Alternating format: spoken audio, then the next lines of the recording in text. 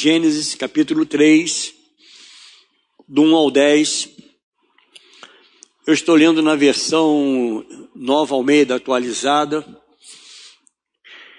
que diz a palavra: mas a serpente, mais astuta que todos os animais selvagens que o Senhor Deus tinha feito, disse à mulher: é verdade que Deus disse, não comam do fruto de nenhuma árvore do jardim? A mulher respondeu à serpente: do fruto das árvores do jardim podemos comer, mas do fruto da árvore que está no meio do jardim, disse Deus, vocês não devem comer dele, nem tocar nele, para que não venham a morrer. Então a serpente disse à mulher: é certo que vocês não morrerão, porque Deus sabe que no dia em que dele comerem, os olhos de vocês se abrirão, e como Deus, vocês serão conhecedores do bem e do mal. Vendo a mulher que a árvore era boa para se comer, agradável aos olhos e árvore desejável para dar entendimento, tomou do seu fruto e comeu, e deu também ao marido, e ele comeu. Então os olhos de ambos se abriram, e perceberam que estavam nus.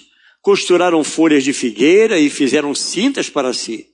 Ao ouvirem a voz do Senhor Deus que andava no jardim, quando soprava o vento suave da tarde, o homem e a mulher se esconderam da presença do Senhor Deus entre as árvores do jardim.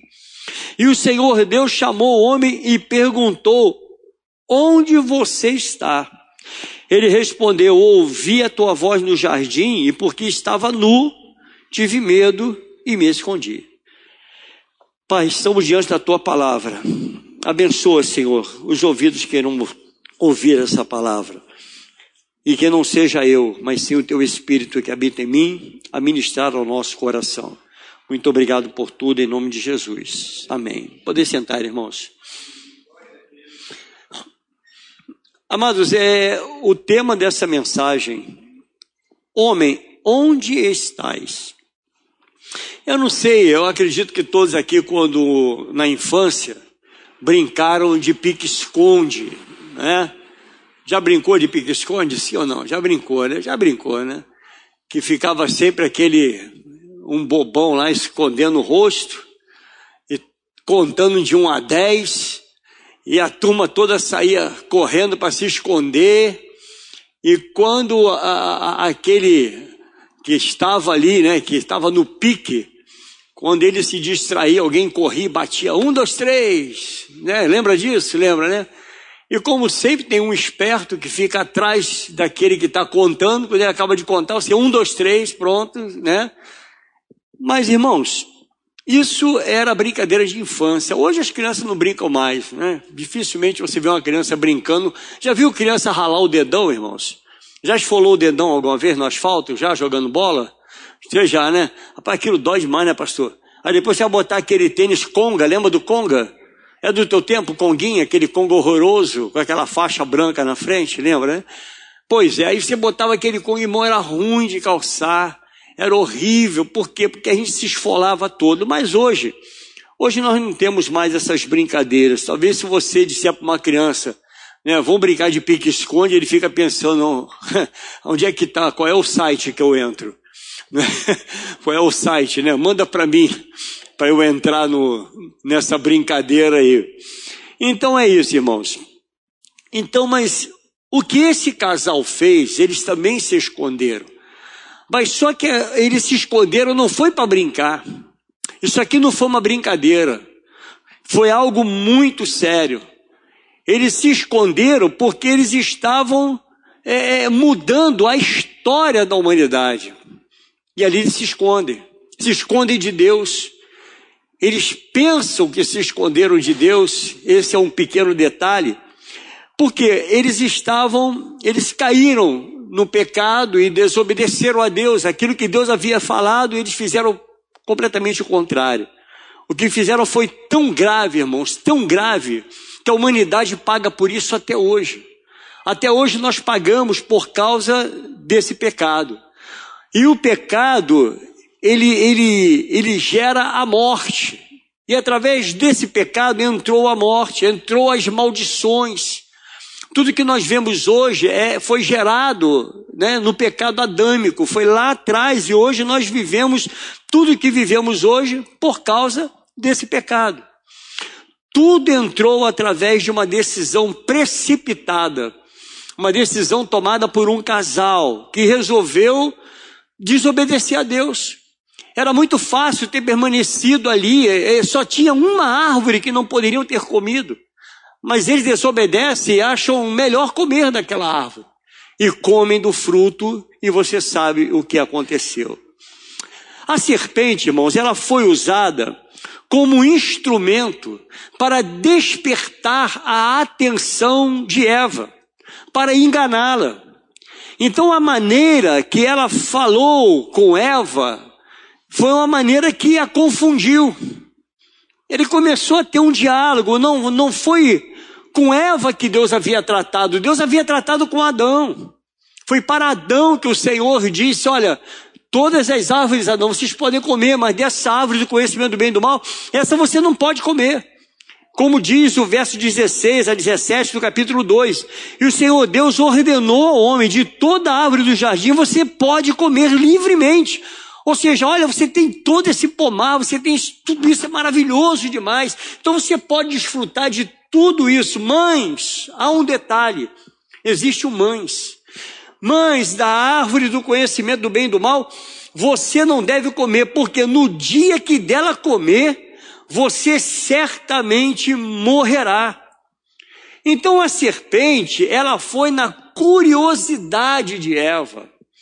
Ela foi num ponto-chave, ela sabe, amado, se é uma coisa que o diabo não é burro, ele sabe como agir na vida de cada um de nós. Ele sabe como nos atingir, ele sabe como nos desviar a atenção.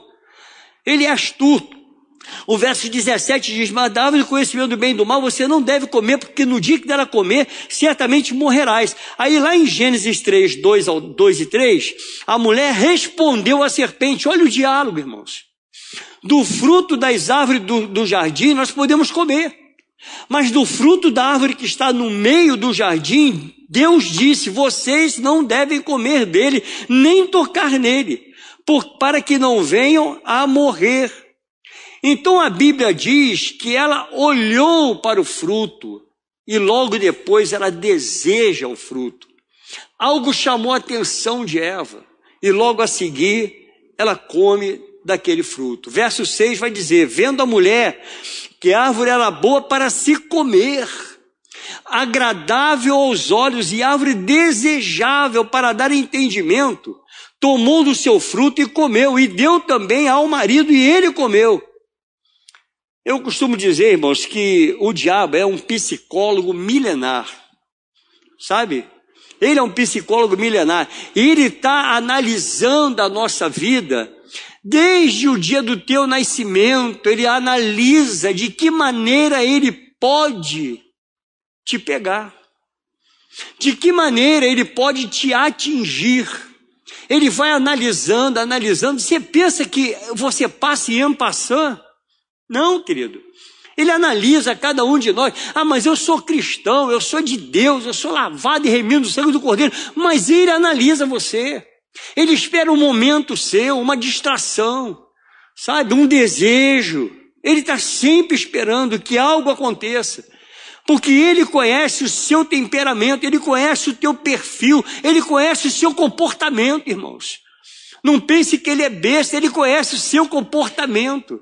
Sabe, com o diabo não se brinca, você não deve brincar, não brinque com o pecado, não brinque com o diabo, não brinque com o seu inimigo, não brinque com ele, porque ele é real.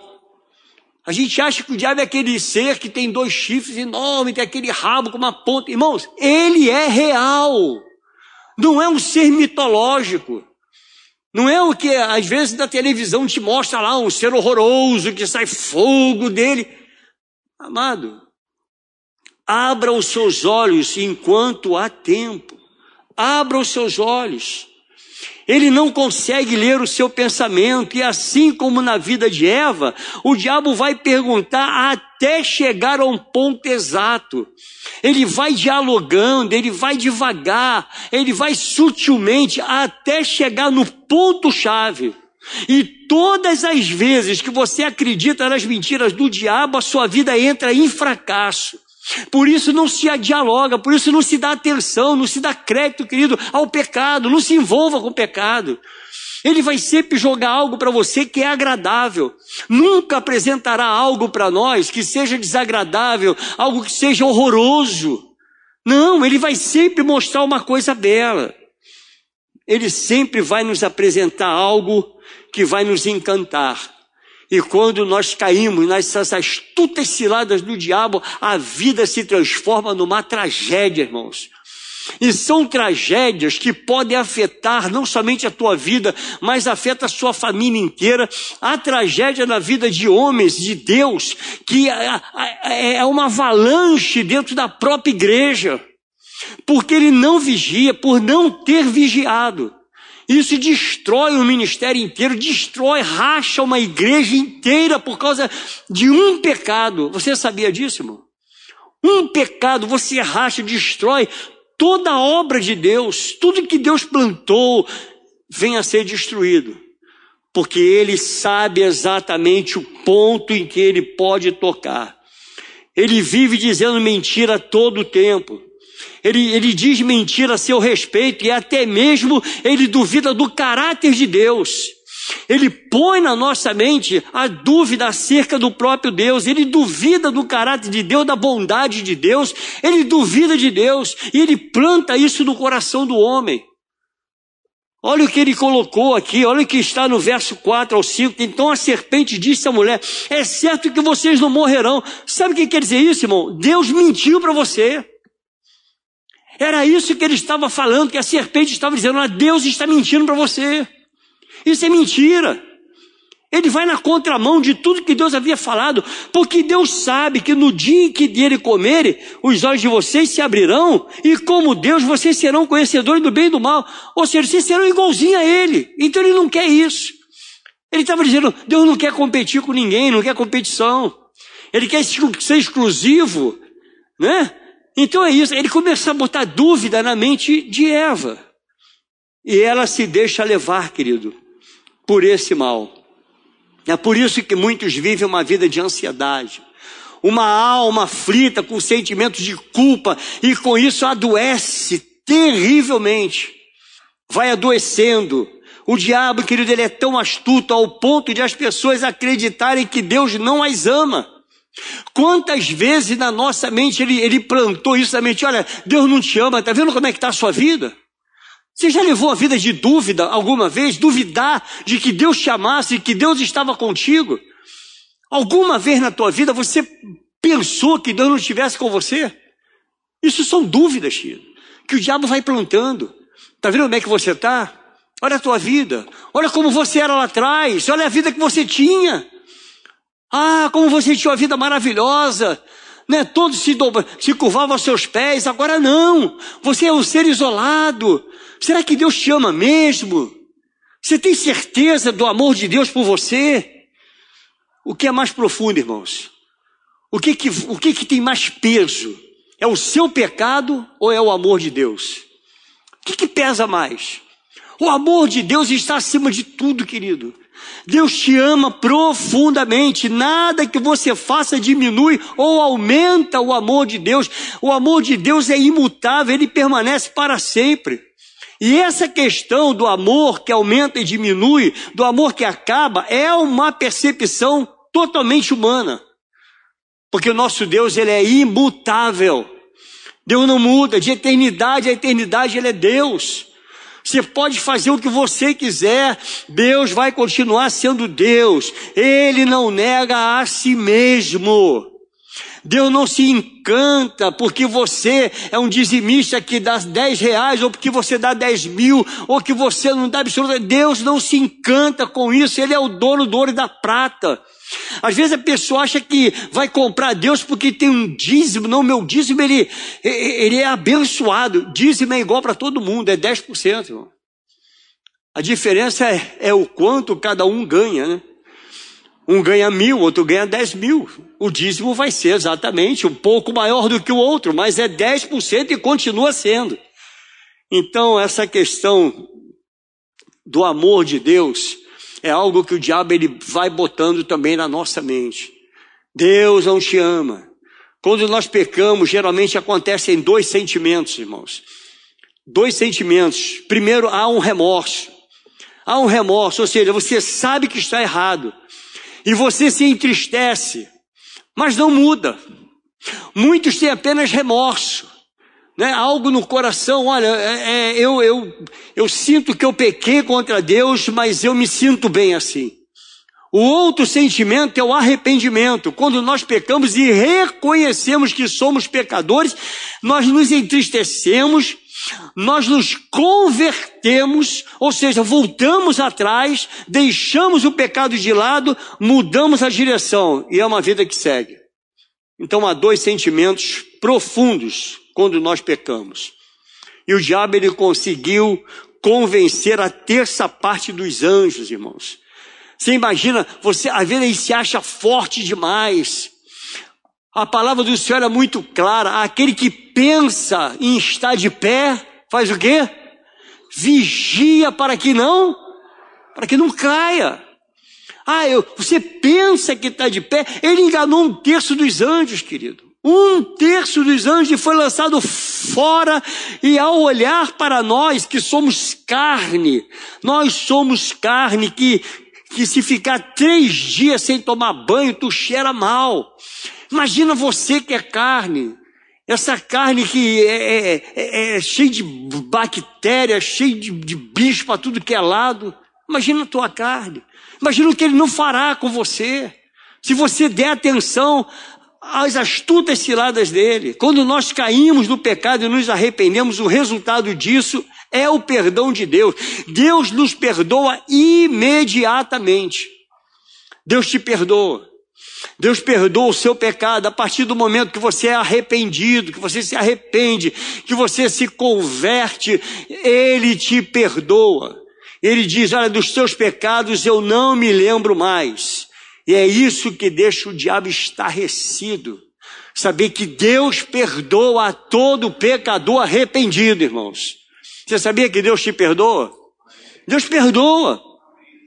Ele não mentiu só para Eva não, irmãos. Ele vem mentindo de geração em geração.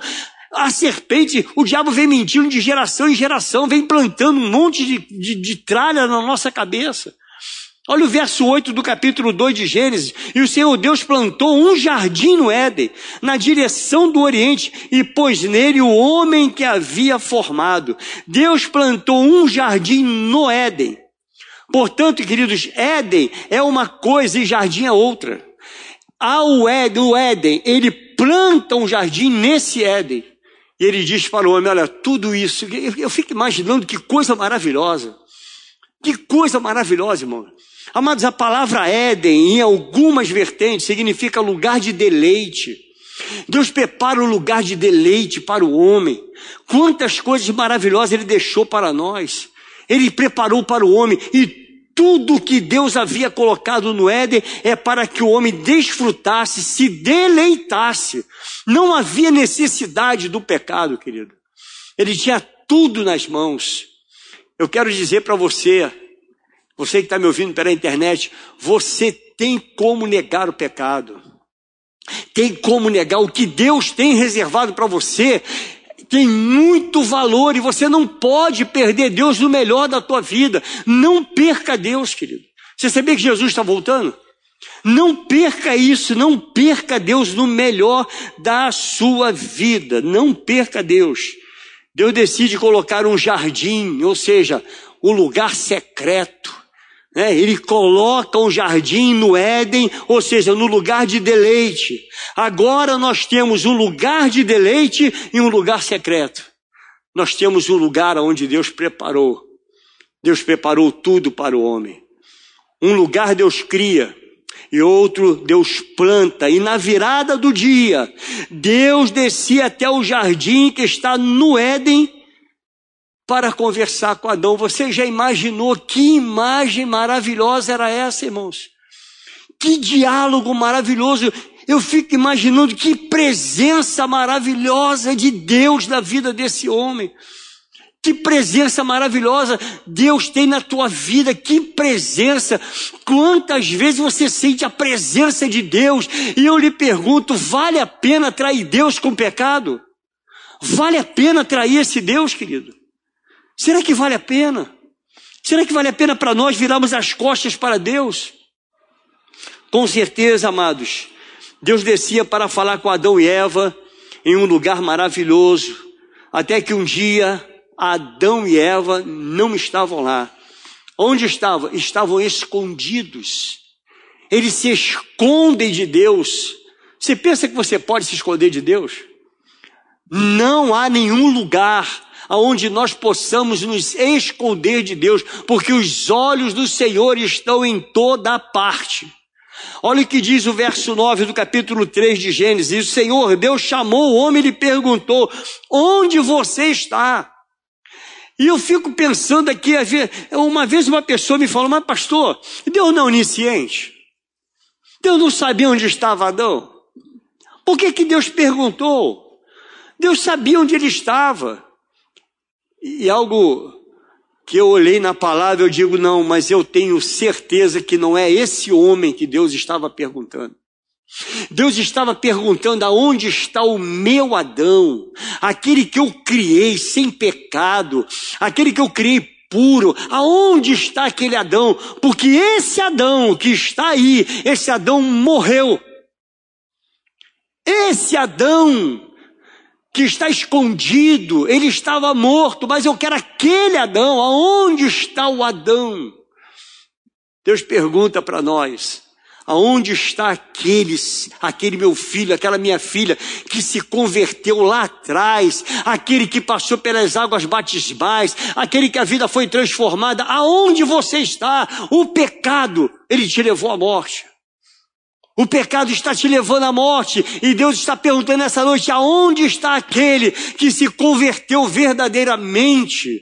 Aonde está aquele que eu chamava de filho meu, de filha minha?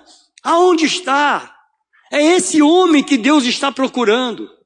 A pergunta não diz respeito à localização geográfica não, irmãos, porque Deus sabia onde Adão estava. Essa pergunta era para Adão, era para que Adão responda para si mesmo. É para que ele fizesse uma autoanálise. Aonde está? Aonde? O que eu fiz com a minha vida? Onde está? Isso tem a ver com posicionamento. Onde está o Adão? Deus plantou 2 árvores com propósito específico, irmãos. E uma delas era a árvore da vida. E enquanto delas se alimentassem, eles teriam vida eterna. Mas tomaram decisões erradas. A árvore era a árvore do conhecimento do bem e do mal. A outra árvore era essa do conhecimento do bem e do mal, que levaria o homem à morte eterna. E ele opta pela morte. Dá para você entender isso, meu irmão? Dá para você entender uma pessoa que tem tudo de Deus nas mãos e de repente olha para fora e diz, não, eu não quero mais isso que eu tenho. Agora eu quero experimentar dos frutos do mundo. Agora eu quero outra vida, porque essa daqui eu me cansei. Há muitas pessoas assim. Há muitas pessoas que estão cansadas de uma vida com Deus. Você pensa que vida com Deus é fácil, irmãos? Eu vou te dizer nessa noite, vida com Deus não é uma vida fácil. A vida com Deus é uma vida de renúncia. Nós precisamos renunciar. Renunciar ao pecado, renunciar ao eu, renunciar aos nossos egoísmos, renunciar a nós mesmos, para ter uma vida com Deus. É como Paulo diz, olha, eu não vivo mais eu, ou seja, eu renunciei. Eu não vivo mais eu, mas Cristo, Ele vive em mim. No lugar secreto, em um jardim plantado por Deus, havia algo perigoso ali, irmãos. Mas por que Deus, como Pai, colocaria uma árvore perigosa tão perto do homem? Por que será que Deus plantaria essa árvore ali? Qual foi o propósito nisso? Deus sempre coloca diante de nós 2 opções. Deus coloca diante de você a vida e a morte. Deus coloca diante de nós. Deus não é um Deus de imposição, irmãos. Deus te dá o direito de escolha. É isso que faz do nosso Deus um Deus fantástico, um Deus maravilhoso. Ele sempre vai te dar direito de escolha. A questão é, você está pronto para pagar o preço das suas escolhas? Você está pronto para isso? Porque Deus coloca diante, olha, está aqui a bênção e a maldição. O que é que você escolhe? Para que caminho você vai? Olha, aqui tem uma árvore da vida e a árvore do conhecimento do bem e do mal. Qual das duas você vai querer? Dessa aqui você não pode comer, porque essa aqui simboliza a traição. Você vai me trair, você vai trair tudo que eu criei em você. Você vai romper aqui. Essa é a árvore do conhecimento do bem e do mal. Mas existe essa árvore aqui, que é a árvore da vida. Então você escolhe. Deus deu essa opção para o homem. Deus não criou um homem como máquina, irmãos. Deus não criou robô, sem poder de decisão. Deus criou dois seres com vontade própria, livres para escolher. Você escolhe agora, bem ou mal, bênção ou maldição, vida ou morte. Está diante de nós. A opção é nossa, a escolha é nossa. Pense bem nisso, do que Deus está falando com você nessa noite. Pensa no que o Senhor está tratando conosco, irmãos. Jesus escolheu Judas. Sabia disso? Porém, Judas não escolheu Jesus. Jesus escolheu. Dá oportunidade, Deus dá. Deus escolheu você. E eu nunca me coloquei melhor do que ninguém, melhor do que um dos dons escolhidos por Ele. Que se você olhar na história, Deus escolheu 12, Jesus escolheu 12 malucos, irmãos. Um mentiroso, um traidor, Deus saiu escolhendo. Ele escolheu por quê? Para dizer, olha, eu estou lhe dando oportunidade. Eu te dou oportunidade. Ah, mas esse aqui é o traidor, mas eu dou oportunidade a você de não trair. Ah, mas eu sou mentiroso, eu dou oportunidade a você de não mentir. Eu dou oportunidade a você até de me negar. Eu vou continuar sendo Jesus, te amando, amando você. Deus nos dá essas oportunidades. A árvore era atraente. Essa árvore era apetitosa, irmãos. Todo veneno é doce. Todo veneno é maravilhoso. Ninguém tem nojo na prática do pecado. Ninguém, irmãos. Pecado mexe com a carne. Sabe? Pecado mexe com a carne. Eu estava pensando, falar mal dos outros é bom, irmãos? Sim ou não? Ah, não diga que não é não, que você está mentindo. É bom demais. É bom demais falar mal. Ih, irmão, olha só, pastor, eu quero te contar um negócio, mas olha, é por amor a fulano. É por amor.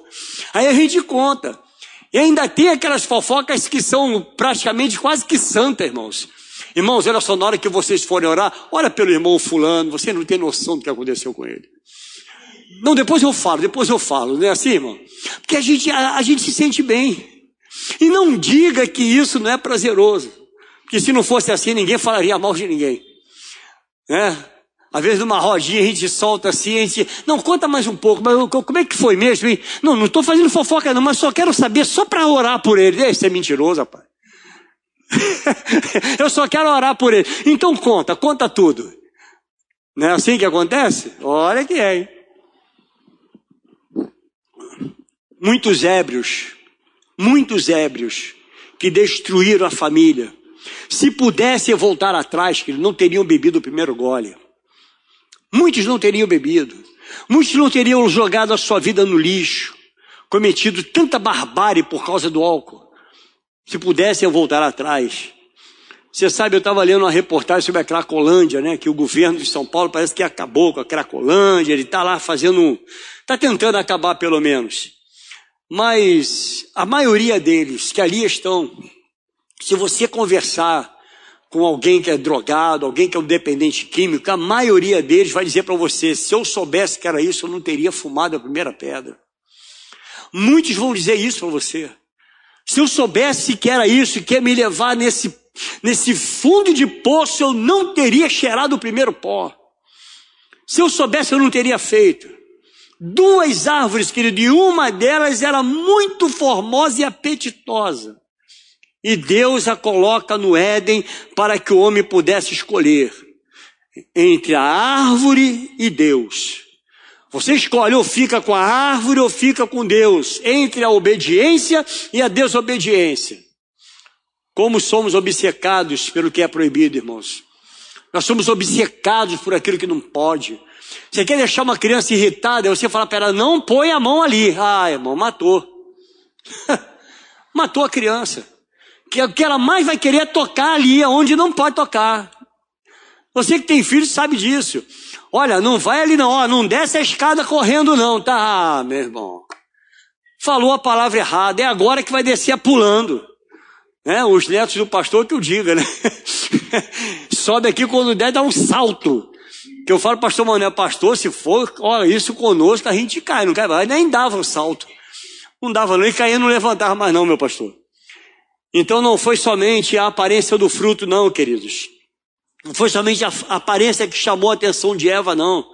Mas o resultado após ter comido. E a serpente usou exatamente essa astúcia. Olha o verso 4 e 5, presta bem atenção nisso. A serpente disse à mulher, é certo que vocês não morrerão. Ou seja, eu garanto a você que você não vai morrer. Porque Deus sabe que o dia que vocês comerem dela, vai se abrir os seus olhos e vocês vão ser, ó, igualzinho a ele. Cuidado com as perguntas da serpente, amado. Cuidado com as pessoas que você troca informações. Cuidado com as pessoas que você põe sentado no teu sofá, que você troca um diálogo, que você pede conselho. Cuidado com os teus conselheiros. Eu sempre digo isso, na minha casa entra quem eu quero. Não é qualquer um que vai bater na porta. Eu já atendi gente no portão do meu prédio, fiquei no portão do prédio. Ah, mas é maldade, não é maldade nada. Querido, meu sofá é sagrado, a minha casa é sagrada, entra quem eu quero. Você está entendendo isso, amado? Então aprenda isso, na sua casa ela é sagrada. É sagrado. A mente, a nossa mente, ela mente. E tem hora que o diabo, ele bota mentira na sua mente. Ele põe na mente. Ele trabalha lançando veneno. Quantos venenos ele lança? Olha o Salmo 73, verso 13 ao 17. Olha o que esse salmista, olha o que ele estava pensando, irmãos. Esse é o Salmo de Asaf. Olha o que ele pensou dele mesmo. Com certeza foi inútil conservar puro meu coração. Quem botou isso na cabeça dele? Foi inútil conservar puro meu coração e lavar as minhas mãos na inocência, pois o dia inteiro sou afligido e cada dia sou castigado. Se eu tivesse pensado em falar tais palavras, já aí teria traído a geração de teus filhos, ó Deus. Em só refletir para compreender isso, achei que a tarefa era pesada demais para mim. Ou seja, eu não posso, isso aqui está demais, eu não aguento mais. Quantas vezes o diabo colocou isso na tua cabeça? Olha, você não pode mais fazer isso, está pesado demais. Larga o ministério, rapaz. Larga tudo isso que você está fazendo aí. Está pesado demais para você. Mas tem uma hora, irmãos, que nós temos que olhar para Deus. E ele olhou para Deus. Até que entrei no santuário de Deus e descobri qual seria o fim deles. Verso 21 ao 28. Quando o meu coração estava cheio de amargura e o meu íntimo se comoveu, eu estava embrutecido e sem entendimento. Era como um animal diante de ti. No entanto, estou sempre contigo. Tu me segura pela minha mão direita. Tu me guias com teu conselho e depois me recebes na glória. Quem tenho eu no céu além de ti?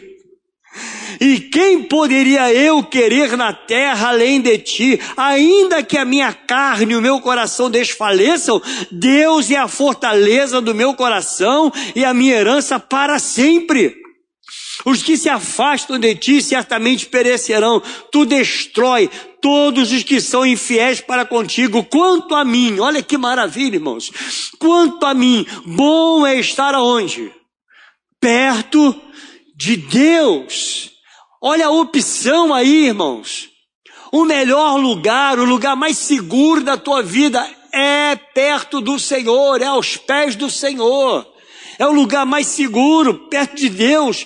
Faço do Senhor o meu refúgio para proclamar todas as suas obras. Que maravilha!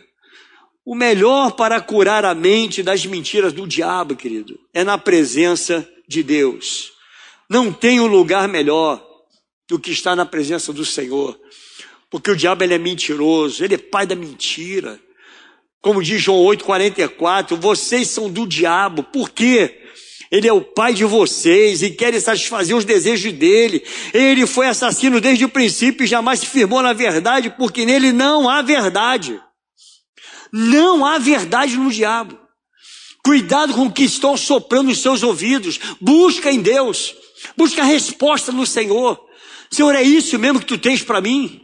É isso mesmo que o Senhor tem reservado para a minha vida? E diz a palavra, ele foi assassino desde o princípio e jamais se firmou na verdade, porque nele não há verdade. Quando ele profere mentira, fala do que ele é próprio. Porque é mentiroso e pai da mentira. O diabo é o pai da mentira. E ele vem fazendo perguntas, inquietando a alma. Ele vem sutilmente, irmãos, colocando mentira no coração do homem, plantando mentira na nossa vida. Quantas vezes você já parou, talvez no teu travesseiro, no momento de dor, e pensou, Deus me abandonou. Onde está Deus? Eu estou sozinho. Essa batalha eu estou sozinho. É mentira do diabo. Deus jamais irá te abandonar, meu irmão. Deus não te abandona em momento nenhum da tua vida. Somos nós que abandonamos Deus, nós o abandonamos, Ele não te abandona, Deus permanece sendo Deus, sempre Deus, Deus amoroso, Deus forte, Deus poderoso, Ele é poderoso nas batalhas, nunca vai te abandonar. Muitos estão perdendo a batalha por estar acreditando nas mentiras do diabo, querido. Não negocie com o diabo, não responda a ele, porque ele quer te distrair. Ele quer desviar a tua atenção. A melhor resposta para a serpente seria o silêncio. Mas Eva troca o diálogo. Nós temos um Deus que nunca vai nos acusar, irmãos. Olha para a história de Moisés. Moisés, ele mata o egípcio. E o Senhor nunca chamou Moisés e disse, Moisés, vem cá, assassino. Alguma vez Deus falou isso para Moisés? Vem cá, assassino, vem cá você que matou um homem. Quero falar com você. Nunca fez isso, irmãos. Olha o que diz a palavra do Senhor em Números 12, 3 e 7. Moisés era um homem muito manso. Olha o que Deus falou de Moisés, muito pelo contrário. Ao invés de chamá-lo de assassino, olha o que deixou registrado. Moisés era um homem muito manso, mais do que qualquer outro sobre a terra. Verso 7, não é assim com meu servo Moisés, que é fiel em toda a minha casa. Deus não fala do que você fez. Deus diz o que Ele vai fazer na sua vida. Deus não vai nunca jogar na sua cara, irmão. Você está entendendo isso? Deus sempre vai dizer o que Ele pode fazer na tua vida. E Deus pode mudar o quadro da tua vida. Deus pode mudar a tua história. Deus pode transformar vidas. Eu creio nisso. Eu creio que Deus tem poder para isso. Ele jamais chamou Davi de adúltero. Jamais ele falou, Davi, vem cá, o adúltero. Agora vai lá, unge lá um rei lá. Você vai encontrar lá um adúltero lá, hein, Samuel? Vai encontrar lá um adúlterozinho, um futuro adúltero. Ele vai adulterar. Nunca, Deus nunca falou, Deus nunca xingou ele, irmãos. Nunca falou algo na face de Davi que fosse ofendê-lo. Você é um adúltero. Nós temos essa mania de acusarmos uns aos outros, mas Deus não. Deus não nos acusa. Você sabia disso? Que o nosso Deus, Ele nos trata com amor, irmãos. O diabo é quem nos rotula. E ele está ao derredor. Diz a palavra que ele ruge como leão, né? Buscando quem possa tragar. É ele quem te rotula. Sabe? As pessoas sempre vão olhar para você e falar assim, ih, cara, que isso, Paulo? Você é um drogadão. Ele vai te rotular sempre. Deus não. Deus olha para você e chama, sabe como, João? Filhinho meu. Filhinho meu, né? Sabe, Andrezinho? é filhinho de Deus. É assim que Ele nos chama. O nosso Deus é Deus de amor. E tem gente que está sendo usado pelo diabo, querido, falando em seu ouvido e te acusando, tentando te fazer parar. Não dê ouvidos a essa serpente. Não dê ouvidos ao diabo.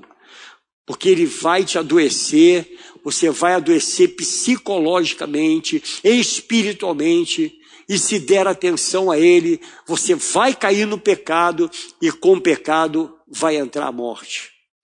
É terrível isso, é um caminho horrível. Eu quero faz um paralelo de Deus com Eva, irmãos. Eva, ela viu e tomou.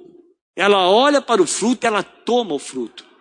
Se você for lá em Gênesis capítulo 1, Deus disse, haja e houve luz. E viu Deus que tudo aquilo era bom. A luz é boa. Deus começa a criar, criou todas as coisas e eis que Deus viu que era bom. Em Gênesis 2, não tem mais viu. Deus agora ele toma o barro e faz Adão. E ele toma a costela de Adão e faz Eva. Então tomou Deus e colocou no jardim. E no capítulo 1, Deus viu. No capítulo 2, Deus tomou. Se você for olhar para Eva, querido, no capítulo 3, ela vê e ela toma. Quantas pessoas querem tomar o lugar de Deus, irmãos? E fazer exatamente como Deus? Quantas pessoas? Quando alguém tenta tomar o lugar de Deus, fazer o que acha que deve fazer, porque o único que pode fazer qualquer coisa é Deus. Deus sabe o que deve ser feito. Deus sabe como agir, como fazer, de que maneira, que hora fazer. Sempre que nós tomamos decisões precipitadas, o final pode ser trágico demais. Vai tomar uma decisão na sua vida? Ore ao Senhor. Busque a Deus. Busque aquele que te criou, aquele que te formou. Pergunte para o Senhor, Senhor, é certo o que eu vou fazer? É certo isso? Quantas pessoas acham que Deus destrói uma família para construir outra, irmãos? Quantas pessoas acham isso? Sabe, subestima Deus. Ainda tem a capacidade de pedir, pastor, ora por mim, porque não deu certo a minha família, eu estou constituindo outra aqui, e agora essa daqui é a família que eu quero, eu estou constituindo. Não, eu larguei a minha mulher, porque, não sei, ela engordou um pouquinho, ela está meio estranha, né? Está cozinhando mal. Aí quer o quê, irmão? Quer que Deus abençoe? Quando Deus diz para você não se embriagar, Deus não está dizendo, olha, eu vou tirar o seu prazer. Não é isso não, irmão. Deus está dizendo para você, olha, eu não quero que você viva uma vida de tragédia. É uma tragédia na vida. Querido, todo ébrio tem uma vida trágica. Todo ébrio. Eu já bebi muito, irmãos, eu sei o que eu estou lhe falando. É uma vida trágica, uma vida terrível. Quando Deus diz para você não adulterar, é porque Ele ama a sua família e não quer que você coloque esse câncer dentro da sua casa. Isso é um câncer, isso é um veneno e vai te levar à morte. Pode destruir a tua casa, destrói sua família, teus relacionamentos, destrói teu ministério. Irmão, você não tem noção da lenha que ele faz. Quando um homem adultera, amado, você não tem noção do que isso gera numa família, o que pode gerar numa igreja, ainda mais se você é um homem de ministério, se você tem um trabalho sério na igreja, não brinque com isso, amado. É o que eu sempre digo, não brinque com Dalila, você vai perder. Se brincar com Dalila, perde. Não brinca com esse pecado. Adão se esconde, Deus pergunta por que ele se escondeu e ele disse, eu tive medo, ou seja, o pecado ele gera medo na alma, gera culpa, ele nos separa de Deus. O que nos separa de Deus é o pecado, irmãos. Como Isaías diz em 59, 1 e 2, eis que a mão do Senhor não está encolhida, para que não possa salvar, e o seu ouvido não está surdo para que não possa ouvir, mas as iniquidades de vocês, ou seja, o pecado, as iniquidades, fazem separação entre vocês e o seu Deus. E os pecados que vocês cometem o levam a esconder o rosto de vocês, para não ouvir os seus pecados. os seus pedidos, irmãos. Deus está sempre presente. Amados, somos nós quem nos escondemos. Nós fugimos muitas vezes por causa do pecado. O pecado nos envergonha. O pecado traz vergonha na nossa vida. Eu sei porque eu já tive tratando de pessoas que pecaram drasticamente, irmãos. A pessoa tem vergonha, não aguenta nem mais encarar as pessoas, olhar no fundo dos olhos de ninguém por causa do pecado. Como isso traz vergonha? Então não brinque com o pecado. O pecado, ele levanta a bandeira da vida, mas o salário é a morte, irmãos. Ele tem um aroma sedutor, mas o final cheira muito mal, cheira a enxofre. É muito sedutor. O pecado, ele pode te custar muito mais caro do que você poderá pagar. Você não tem condições de pagar o pecado. Mas o nosso Jesus, ele diz para mim e para você, que se você se converter dos seus maus caminhos, ele te perdoará. Ele perdoará os seus pecados. Ele é fiel para nos perdoar, irmãos. Só há um jeito para o pecado, é nos voltarmos para Deus. É o sangue de Jesus que nos purifica de todo o nosso pecado. E o verso 8 é muito claro de Gênesis 3. Ao ouvirem a voz do Senhor Deus que andava no jardim quando soprava o vento suave da tarde, o homem e a mulher se esconderam da presença do Senhor Deus entre as árvores do jardim. Eles usam o que Deus criou, o que seria realmente uma bênção, como objeto de fuga, irmãos. Ele usa aquilo como objeto de fuga. Como é bom ter uma árvore, né? É bom. Uma árvorezinha plantada, mas tem gente que se esconde atrás de muitas árvores. Tem gente que se esconde atrás de relacionamento para não fazer a vontade de Deus. Gente que se esconde atrás de um trabalho. Você conhece gente assim que você chama para fazer a obra de Deus? Não tenho tempo, meu trabalho me toma muito tempo. Você é esconderijo, irmãos. Deus está te chamando e dizendo para você, homem, aonde estás?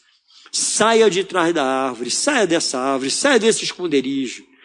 Quem sai de trás da árvore é bem recebido pelo Pai, irmãos. Quem sai de trás da árvore, o Pai o toma pelo braço. O Pai coloca um anel no dedo. O Pai mata o novilho. O Pai faz uma festa. Quando você sai de trás da árvore e diz, Pai, eu me arrependo dos meus pecados. Eu me arrependo dos meus erros. Eis-me aqui, a minha vida está diante de ti.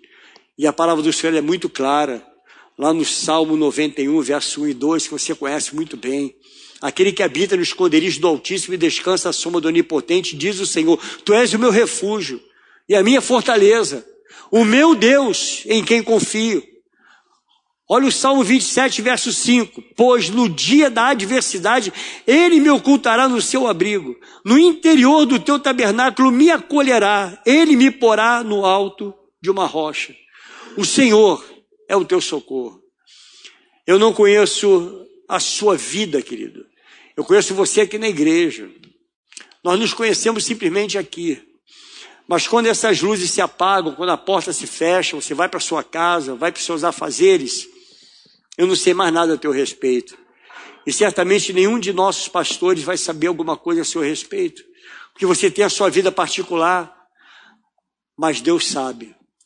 Deus sabe o que você faz quando você está lá do lado de fora. Quando você está no teu secreto. Deus sabe muito bem. Deus sabe que vida que você leva. A vida que você leva pelas madrugadas. Deus sabe. Deus sabe como você vive na tua empresa, no seu trabalho. Deus sabe. Pastor Maurício? Não sabe não. Pastor Manuel, pastor Paulo? Não sabe de nada. Então, olha, eu vou aproveitar a vida. Deixa a vida me levar. A vida leva eu. Meus pastores não sabem. Deus sabe. E Deus te trouxe aqui para dizer isso para você nessa noite. Os meus olhos estão abertos. E eu estou vendo cada um dos seus atos. Vamos colocar de pé, irmãos. Eu creio que essa noite, uma noite que Deus nos trouxe aqui, para dizer uma palavra para cada um de nós. arrependa-te. Essa é a palavra que Deus diz para nós. Arrependa-te. Faça uma autoanálise. Amado, a gente quando fala em pecado, o que vem na mente, hein? Roubo e adultério. Não é isso? Tem muita coisa que é pecado, irmãos. Quando você não faz a vontade de Deus, quando Deus diz faça e você não faz, quando Deus te chama e você diz espera aí, sabe, depois eu vou, agora não, ainda não é a minha hora. Tem gente assim que Deus chama, calma, não tenho pressa, como se Deus estivesse errado em chamar. Deus não erra, irmãos. Em momento nenhum Deus erra. Deus, quando chama você, não fique atrás da árvore, não se esconda. Diga para Deus: eis-me aqui, Senhor, para fazer a tua vontade. Se entregue ao Senhor totalmente, faça a vontade dele, e tu verás grandes coisas que Deus fará na tua vida e através de você. Vamos orar, irmãos. Senhor, muito obrigado, Deus, pela tua palavra que é ministrada a nós. Senhor, eu creio que a nossa vida está em tuas mãos, tu és o nosso Senhor, mas há muitos que ainda estão escondidos, Pai, escondidos atrás de um trabalho, escondidos, Senhor, atrás de um pecado. E essa noite, Deus, tu nos traz aqui para dizer para mim, para os meus irmãos: arrependa-te, porque ainda há tempo, Deus, ainda há tempo, porque a porta ainda está aberta, a porta ainda está aberta. E eu te agradeço, Senhor, porque nesse final, que eu creio que nós estamos chegando ao fim, nesse final da história da igreja, nesta terra, o Senhor trata conosco, porque o Senhor não quer que nenhum aqui se perca. Por isso o Senhor nos traz palavras, ó Deus, nesse altar, para que nós possamos estar atentos à tua voz. E não basta somente ouvir a tua voz, mas necessário é cumprir as suas ordens, aquilo que o Senhor nos ordena. Muito obrigado, Espírito Santo, que o Senhor tem usado os meus irmãos para tratar conosco. Continua falando nesse lugar. Eu te agradeço pela tua presença em nós, em nome de Jesus. Amém.